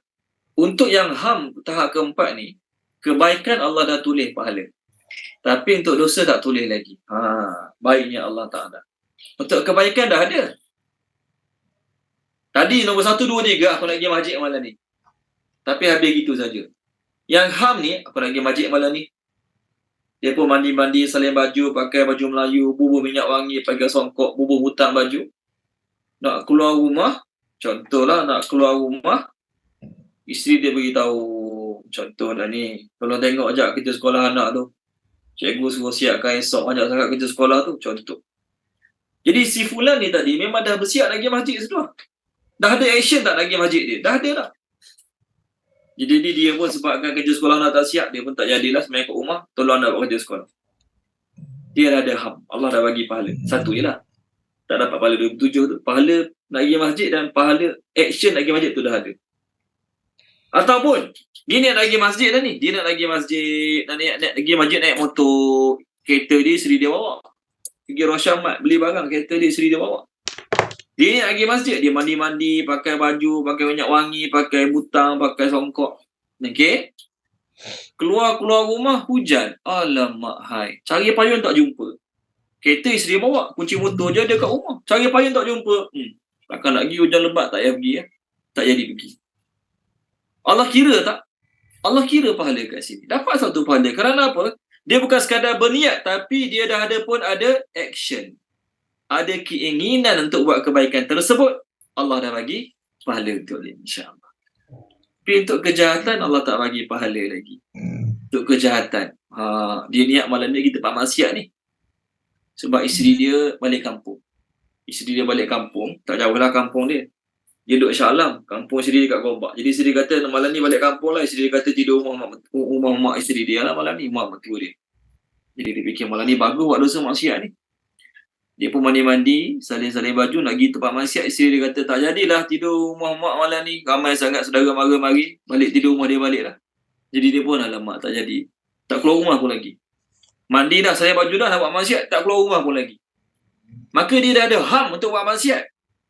Tapi terbatal niat dia sebab isteri dia balik semula rumah dia malam ni, contoh. Maka ham dia ni untuk buat dosa maksiat, Allah tak tulis lagi sebagai dosa. Allah tak kira lagi sebagai dosa. Nampak? Ni. Sebab tu kisah Nabi Yusuf. Walaupun Nabi Yusuf dan Zulaikha masing-masing dah ada ham untuk kita kata apa ya, keinginan lah untuk menuruti syahwat, tetapi Allah masih tak kira dosa lagi kat sini. Adapun Nabi Yusuf bukan dia yang mulakan. Zulaikha walaupun dia yang mulakan kat situ, tapi belum berlaku apa-apa lagi antara dia dengan Nabi Yusuf, maka tidak dikira berdosa lagi. Tolong baca boleh? Puan Nur Zakiyah, tolong baca Puan Nur Zakiyah, muka surat 238 ayat 24. 238 ayat yang ke-24.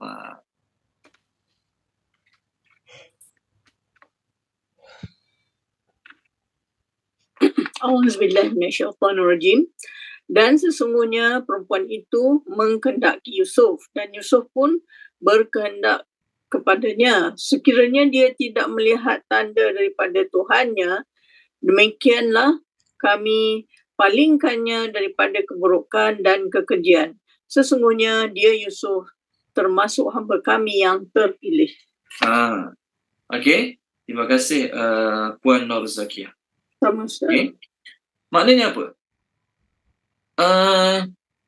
Zulaikha dengan Yusuf kat sini Allah dah kira pahala ke belum? Pahala. Tak dah. Dosa dah dapat belum? Dua-dua tak berdosa lagi. Kenapa dua-dua tak berdosa lagi? Kerana kedua-duanya ada ham baru. Ham tu maksudnya untuk kebaikan pun Allah tak, untuk kebaikan dah dapat pahala dia. Adapun untuk dosa maksiat, belum ditulis lagi dia punya dosa dia. Tahap kelima. Sekejap saya share kat tuan-tuan dan puan-puan. Saya share ni. Hadis mengenai ham. Cuma ni bahasa orang putih lah ni. Bahasa orang putih. Saya terjemah lah lebih kurang bahasa orang putih ni. Tapi hadis ni dia ambil daripada perkataan ham tu lah. Faman hamma bihasanatin falam ya'malha. Okay. Hadis riwayat Imam Bukhari. Daripada Abdullah bin Abbas radhiyallahu anhu, Nabi SAW bersabda, Allah Ta'ala memerintahkan malaikat untuk menulis kebaikan dan juga kejahatan.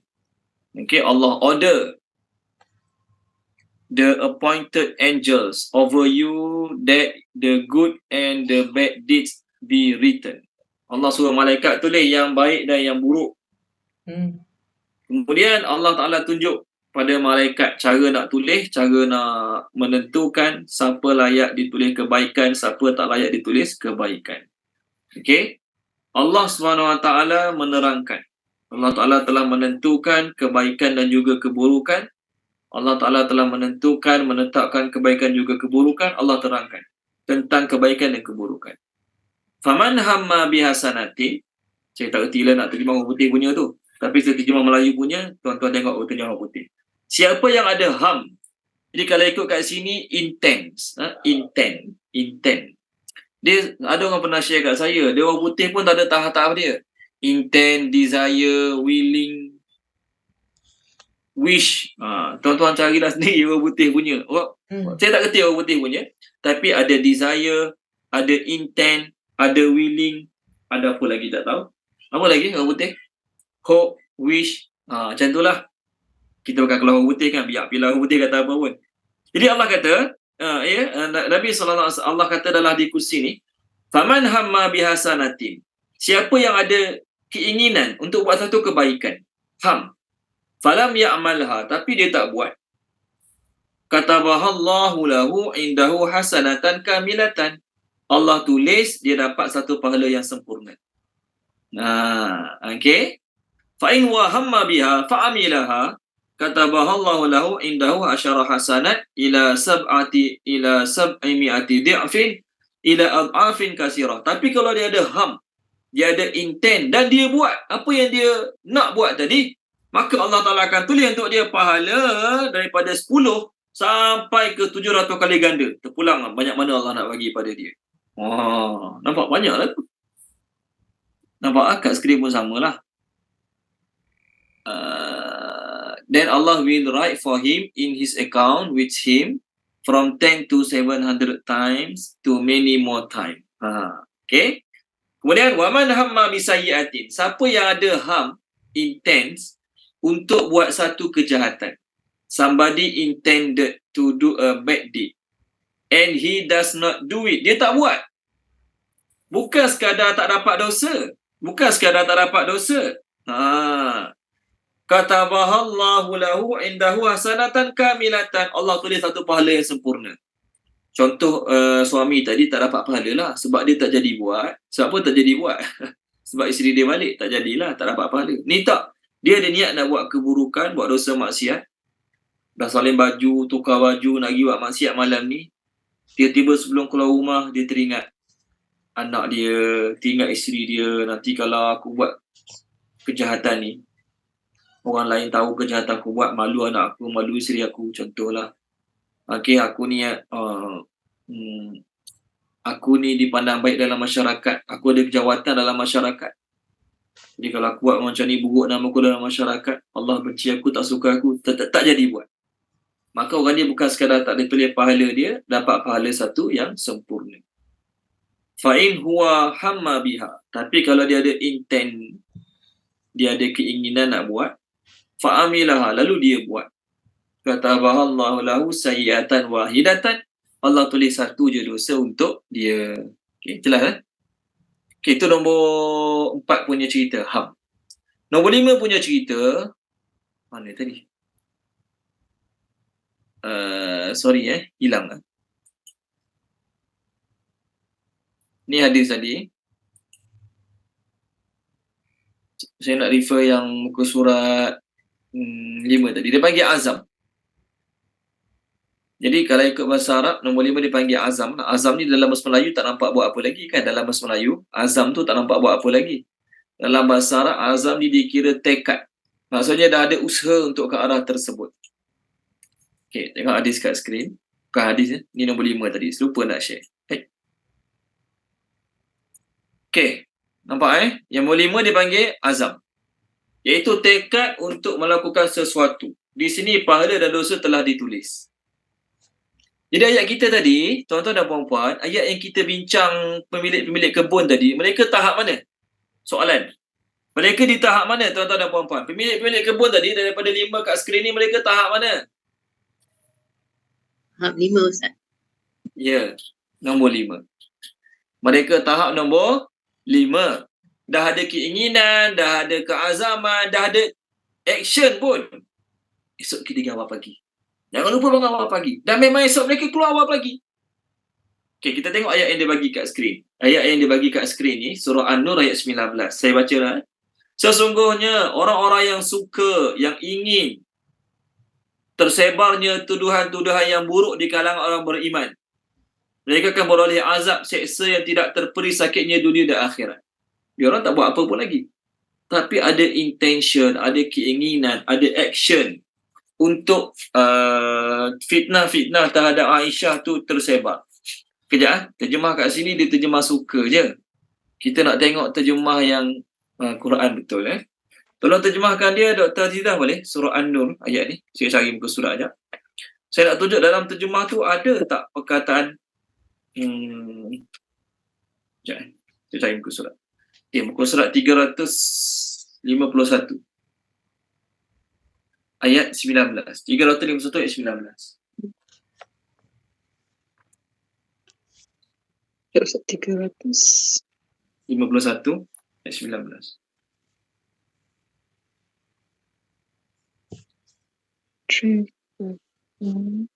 ayat 19. Ya. Okay. A'udzubillahi minasyaitonirrajim. Sesungguhnya orang-orang yang ingin agar berita perbuatan yang amat keji itu tersiar di kalangan orang-orang yang beriman, bagi mereka azab yang pedih di dunia dan di akhirat. Dan Allah mengetahui sedang kamu tidak mengetahui. Dan dah buat ke belum Dr. Azizah? Ingin. Belum. Yang ni belum. Ingin kan? Perkataan ni sejelas dengan ingin. Ingin. Dia ada intention. Tapi dapat azab ni. Dunia akhirat dapat azab. Maknanya keinginan dia ni adalah sampai tahap azam tadi. Keinginan dia sampai tahap azam tadi, waktu dapat azab. Kita kata Allah tak buat lagi dah kena. Jadi jangan kita kata tak semua niat itu tak ada dosa. Satu ayat lagi. Tolong baca dia. Puan Nurhalizah boleh? Puan Nurhalizah surah Al-Hajj ayat 25. Boleh Puan Nurhalizah? Muka surat saja. 335. 335 ayat 25. Page 335 ayat 25. Bismillahirrahmanirrahim. Sesungguhnya amatlah zalim orang-orang yang kafir serta menghalangi manusia dari jalan Allah dan dari memasuki Masjid Al-Haram yang kami jadikan dia tempat beribadat untuk seluruh umat manusia yang beriman, sama ada yang tinggal menetap di situ atau yang datang berziarah. Dan sesiapa yang berazam melakukan di situ sebarang perbuatan yang dilarang dengan cara yang zalim, kami akan merasakannya azab yang tidak terperi sakitnya. Dia orang dah buat ke belum Puan Nurhalizah? Belum. Perkataan apa dia gunakan? Azam. Berazam, yes. Bagus terjemah berazam. Kat sini, whoever intends. Sama macam tadi intent. Siapa yang nak buat kezaliman kawasan masjid tu, kami akan rasakan azab yang pedih. Jadi sebagaimana tentera Abraha tak rosak pun lagi kan, tak buat apa-apa lagi pun pada Baitullah, tapi Allah dah bagi azab yang pedih. Okey. Sebab tu ini cerita pasal khatam Quran kan. Lepas kita baca minal jinnati wan nas sadaqallahul azim, boleh ke tak boleh? Boleh, tak ada masalah. Tak dosa pun. Tak adalah kata siapa berhenti minal jinnati wan nas wajib kena start Al-Fatihah balik, tak ada pun. Tapi Nabi sebut al-hal wal murtahil. Apa maksud al-hal wal murtahil? Berhenti nak sambung lagi. Berhenti nak sambung lagi. Lepas kita baca minal jinnati wan nas, ni ada hadis mengenai wal hal ma murtahil. Sahabat tanya apa itu hal murtahil? Nabi kata seorang yang berhenti baca Quran lalu dia niat nak sambung lagi. Orang yang mula baca Quran daripada awal sampai hujung, dia berhenti dan dia nak sambung lagi. Jadi kita lepas baca khatam Quran, kita baca minal jinnati wan nas, baca Al-Fatihah, lalu kita baca beberapa ayat surah Baqarah, apa tujuan dia? Tujuan dia aku nak khatam next time. Kalau kita baca minal jinnati wan nas sadaqallahul azim di Quran, aku nak baca balik. Aku nak baca balik Quran ni. Bila start tak tahu lagi. Aku nak khatam kali kedua ni. Contohlah kita bakal khatam kali pertama dengan ustaz kita minal jinnati wan nas, contoh. Ni sekadar contohlah minal jinnati wan nas kan. Lepas tu kita kata apa? Aku nak khatam balik ni. Kali kedua aku nak khatam next kali kedua. Tapi tidak ada start apa-apa lagi. Lepas tu mati contohlah. Allah takdirkan mati. Maka di sisi Allah, orang yang hanya dikira mati sebagai khatam Quran sekali. Boleh? Jadi yang kita buat minal jinnati wan nas kan, minal jinnati wan nas, kita baca balik Al-Fatihah, Al-Baqarah beberapa ayat, apa tujuannya? Tujuannya kita nak khatam kali kedua dan kita dah pun ada action untuk khatam kali kedua tersebut. Kita baca Al-Fatihah, kita baca beberapa ayat pada surah Al-Baqarah, apa tujuannya? Kita nak tunjuk pada Allah yang kita dah pun ada action untuk perkara tersebut. Lalu Allah takdirkan mati, maka kita mati sebagai orang yang khatam Al-Quran sebanyak 2 kali. Boleh? Satu lagi ayat. Ada seorang sahabat nama dia Damrah bin Jundub radhiyallahu anhu. Tolong baca Puan Mai Zaitun surah An-Nisa. Nama dia Damrah bin Jundub radhiyallahu anhu. Dia ni sakit. Bila orang hijrah daripada Mekah ke Madinah, orang hijrah daripada Mekah ke Madinah, dia pun nak hijrah juga tapi dia sakit. Dia pun suruhlah keluarga-keluarga dia usung dia atas dilam. Usung daripada Mekah baru sampai Tanaim. Tanim ni tak keluar pun lagi daripada kota Mekah tu. Kita biasa pergi umrah kan, pergi haji. Tanim ni tempat miqat. Jauh lagi nak sampai Madinah tu. Meninggal dunia. Maka surah An-Nisa ayat 100. Saya akan ikut surat sekejap. Maafkan saya. Muka surat 94. Boleh? Puan Mai Zaitun 94 ayat 100. 94. Yes.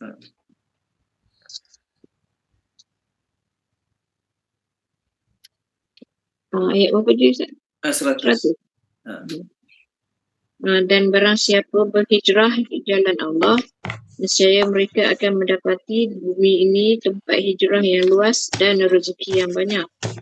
Barang siapa keluar daripada rumahnya dengan maksud berhijrah kerana Allah dan Rasulnya, kemudian kematian menimpanya sebelum sampai ke tempat yang dituju, maka sesungguhnya pahalanya telah ditetapkan di sisi Allah dan Allah Maha Pengampun lagi Maha Penyayang. Terima kasih Puan Mai Zaitun. Jadi ayat ni turun mengenai Damrah bin Jundub radhiyallahu anhu, keluar pada Mekah baru sampai Tanaim, meninggal dunia. Allah bagi pahala sempurna macam orang hijrah. Ingat tak hadis? Ada seorang lelaki bunuh 99 orang kan? Jumpa seorang pendeta, aku ada harapan tak untuk diterima taubat? Ada harapan. Bunuh pendeta. Ni hadis daripada Imam Bukhari tentang orang Bani Israel. Bunuh pendeta, mati 100 orang. Cukup 100 orang dia bunuh. Lalu dia pun jumpa orang alim. Ada harapan tak untuk aku taubat? Allah terima taubat. Ada harapan. Orang alim dia kata ada harapan. Pergi ke sekian tempat jumpa orang ni, belajar dengan orang ni, taubat kat sana. Dia lelaki ni tadi dalam perjalanan, keluar daripada kampung yang dia buat dosa maksiat bunuh orang tu. Dia pergi ke kampung yang dia nak tuju, yang dia nak tuju untuk taubat.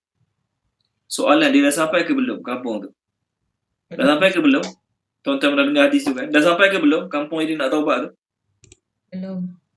Belum. Tak sampai pun lagi. Dalam perjalanan mati. Turun malaikat azab, malaikat rahmat. Berebut nak ambil mayat dia ni. maka bila malaikat rahmat, malaikat azab ukur, Allah Ta'ala kecilkan bumi daripada tempat dia mati ke tempat dia nak tuju, maka akhirnya dia milik malaikat rahmat. Allah selamatkan dia. Dia mati sebagai orang yang taubat di sisi Allah Subhanahu Wa Ta'ala. Maknanya dia bukan sekadar dia niat nak taubat, dia menuju ke tempat dia nak pergi taubat tersebut. Jadi perjalanan dia dikira azab. Perjalanan dia dikira azab. Boleh? Itu tahap-tahap niat kita bincang malam ni. So ayat kita sekarang, mereka ni tak dapat hasil lagi, tak kutip hasil lagi, tak buat lagi, tak. Kalaulah mereka dapat hasil, orang miskin datang nak sikit, tak boleh. Memang nampak sangat dah ada action. Nampak sangat dah ada perbuatan daripada mereka, kedekut tak nak bagi. Nampak sangat. Sekarang ni cerita dia, mereka baru berniat, berazam, bercita-cita dan dah ada perbincangan sama mereka. Apa perbincangannya? Esok kita pergi awal. Esok kita pergi awal supaya orang miskin tak datang lagi lah. Kita pergi awal pagi supaya orang miskin tak datang lagi. Dan kalau kita pergi, ada orang miskin, jangan bagi seorang masuk kawasan kebun kita. Lalu Allah kata, mereka dah keluar daripada pagi-pagi ke rumah mereka, keluar daripada rumah mereka awal pagi, menuju ke kebun mereka dengan niat untuk tak nak bagi orang miskin sikit pun daripada hasil tanaman mereka. Dalam keadaan mereka nak bagi, boleh sangat kalau mereka nak bagi. Okay, kita berhenti sini dulu. Minggu depan kita sambung ayat. Mereka pergi kebun mereka. Mereka kata apa? Kita ni sesat ni, kebun orang lain ni. Sebab apa mereka kata mereka sesat? Sebab mereka tengok kebun tak macam kebun mereka. Kebun mereka semalam, mereka pergi banyak buah-buahan, sayur-sayuran, menghijau. Tapi bila pergi hari ni, ni kebun orang lain ni. Semua hitam, terbakar ni. Sebenarnya kebun tu kebun mereka. Tapi dalam satu malam, Allah ubah kebun tu jadi hitam legam. Sampai mereka tak cam tu kebun mereka. Jadi minggu depan kita sambung. Mereka menyesali perbuatan mereka, mereka tahu mereka zalim, dan mereka taubat pada Allah Subhanahu Wa Ta'ala. Okay. Dan sebenarnya di samping ayat ni ada ayat-ayat lain saya nak refer. Minggu depan kita refer. Ayat-ayat mengenai orang-orang yang ada kebun, tapi Allah binasakan mereka, Allah binasakan kebun mereka untuk tunjuk kerugian mereka. Dari segi orang Arab, kebun ni lambang kekayaan. Kita sekarang kat Malaysia ni lah kan, saya bagi contoh kat Malaysia ni, ada je orang ada kebun tapi tak ada duit. Tanah banyak, kebun banyak tapi duit tak ada. Ramai tak? Ramai lah orang Malaysia ni. Sampai 10 ekar tapi duit tak ada. Ada je contoh. Zaman dulu siapa ada kebun dialah kaya. Zaman tu siapa ada kebun dialah kaya. Tapi Allah nak beritahu, walaupun awak ada kebun, awak rasa esok confirm boleh kutip hasil, Allah boleh tarik rezeki awak dalam masa satu malam. Nanti kalau kita free lah, cuba baca ayat ni. Baca terus lah, tak payah free, baca terus. Tolong baca Puan Aliza boleh? Puan Aliza, surah Yunus. Saya nak refer malam ni tapi takut tak sempat, saya refer terus sekarang. Boleh Puan Aliza, surah Yunus, muka surat 211. Ayat bawah, ayat 24. Ni sama juga, ni analogi kebun juga, ni bagus ni, nak bagi kita faham. Boleh Puan Aliza, muka surat 211 ayat 24. Ni bagus sangat untuk kita ambil pengajaran. Bismillahirrahmanirrahim. Sesungguhnya bandingan kehidupan di dunia adalah seperti air hujan yang kami turunkan dari langit, lalu tumbuhlah tumbuh-tumbuhan dengan subur kerana air itu. Di antaranya ada yang dimakan manusia dan binatang ternak, hingga apabila bumi telah sempurna keindahannya dan berhias, dan pemiliknya mengira bahawa mereka pasti menguasainya, iaitu memetik hasilnya. Datanglah azab kami kepadanya pada waktu malam atau siang, lalu kami jadikan tanamannya seperti tanaman yang sudah dihapuskan, seakan-akan belum pernah tumbuh sebelum ini. Demikianlah kami jelaskan tanda-tanda kekuasaan kami kepada orang yang berfikir. Terima kasih Puan Aliza. Dia ni dah rancang ni, bulan depan kita harvest, dapat hasil, dapat 20,000, kita pergi bercuti contoh. Bulan depan kita pergi cuti lah ni. Sebab pemilik kebun ni biasanya dia tak jual runcit kan, dia jual pada pemborong, dia jual pada Tok Perai. Tahu Tok Perai kan? Tok Perai ni orang tengah lah antara owner dengan kedai. Kalau dia jual sendiri, dia kena pergi pasar malam, dia nak buka gerai, leceh lah kan owner kebun ni. Jadi dia bagi pada Tok Perai je. Dia tahu dah banyak ni hasil tanaman dia akan dapat 20,000 pada Tok Perai. Tok Perai ni orang tengah lah. Tak payah nak pergi jual pasar malam tiap-tiap hari buka gerai tak payah. Jadi dia buat kira-kira 20,000 dia akan dapat minggu depan. Nak pergi sini, nak beli ni. Tak apa, tak salah, tak berdosa pun. Kita tengok hari ni nak kutip hasil tanaman, Allah datangkan azab, seolah-olah tak pernah tumbuh tanaman. Boleh berlaku tak? Boleh berlaku. Dia dah siap berangan nak pergi sini, nak beli ni, nak pergi ni, pergi sini. Tapi Allah Ta'ala nak beritahu dunia ni, banyak mana pun kamu usaha, banyak mana pun kamu bagi masa, kamu tetap ada risiko loss. Dunia ni, dalam bab dunia ayat ni, yang Puan baca tadi, Puan Aliza baca, perumpamaan dunia macam tu lah. Pemilik kebun, dia memang dah yakin minggu depan boleh keluarkan hasil, dapat duit 20,000 contoh lah. Tapi tak sampai hari yang dia nak tu, hari dia nak kutip hasil tu, Allah datangkan azab habis. Apa pun tak ada, menengung dia. Ni contoh. So dunia macam tu lah juga. Kita bagi masa dengan harapan nanti aku dah pencen, duit banyak ni aku akan jalan. Lepas pencen, datang ustaz seorang pakai jubah kopiah, dia pun percaya ustaz tu baik, ustaz tu ajak melabur. Haji nak melabur tak Haji? Haji tahu tak duit Haji 1 juta ni macam gunung. Gunung ni hari-hari duk kuih lama-lama hancur kat gunung tu. Gunung walaupun dia besar, tapi hari kita cangkur lama-lama gunung tu hancur juga. Sama lah juga Haji, duit Haji ni banyak. Hari-hari guna nanti makin sikit Haji. Haji ikut saya pelaburan ni. Dia tengok ni. Jadi dia pun percaya kat ustaz tu. Bagilah 1 juta kat ustaz tu pelaburan. Ustaz tu yang dapat 1 juta pelaburan tadi, dia dapat dah komisen dia 10,000. Jadi Haji ni yang letak 1 juta kat dia tu, duit tu pelaburan tu hangus ke, tak hangus ke, untung tak untung ke, pandai-pandailah Haji tu uruskan sendiri. Berlaku tak ini? Berlaku. Ramai je orang dah pencen, kena tipu, kena scam, ramai je orang berlaku. Nak ceritanya dalam bab dunia, itulah cerita dia. Dalam bab duniawi, kalau kita terlalu bagi masa fokus sampai tak ada masa untuk akhirat, kita yakinlah kita sedang bagi masa untuk sesuatu yang ada risiko loss. Tapi kalau kita bagi masa untuk akhirat lebih, untuk amal-amal lepas mati lebih, amal-amal tersebut tidak akan loss. Solat subuh kita tadi, tahajud kita malam tadi, kita khatam Quran semalam, semua itu tidak ada risiko loss, melainkan kita sendiri yang meloskannya. Macam mana kita meloskannya? Kita mengata orang, ngumpat orang, kutuk orang, ambil hak orang. Kita banyak buat amal pahala, tapi kita ngumpat orang, mengata orang, fitnah orang, amal tu boleh loss. Loss sebab apa? Kita cari pasal. Adapun kebun tadi, owner ni tak ada masalah, tak cari pasal kata apa-apa pun. Owner kebun tadi. Ayat yang sedang kita bincang sekarang ni, surah Al-Qalam, owner tu kedekut tak nak bagi ke orang. Ayat yang Puan Aliza baca tadi, owner tu tak nak cari pasal dengan siapa-siapa pun. Tak ada niat nak kedekut, tak ada apa pun. Tapi kerana awarid, benda-benda yang tidak disangka berlaku dalam hidup dia, maka dia ada risiko loss. Okey, minggu depan saya ulang baliklah tajuk ni. Mudah-mudahan apa yang baik pada Allah SWT, apa yang tak baik daripada kekurangan kelemahan saya, mohon maaf pada tuan-tuan dan puan-puan, minta ampun pada Allah SWT. Bismillahirrahmanirrahim. Subhanallah wa bihamdihi, subhanakallahumma wa bihamdika, asyhadu an la ilaha illa anta, astaghfiruka wa atubu ilaik. Allahumma zayyinna bi zinatil Qur'an wa akrimna bi karamatil Qur'an wa syarifna bi syarafatil Qur'an wa adkhilna jannata bi syafa'atil Qur'an ya dzal fadli wal ihsan. Allahumma anfa'na bima 'allamtana wa 'allimna ma yanfa'una wa zidna ilma walhamdulillahi rabbil alamin. Terima kasih semua. Assalamualaikum. Jumpa lagi minggu depan insya-Allah. Waalaikumsalam.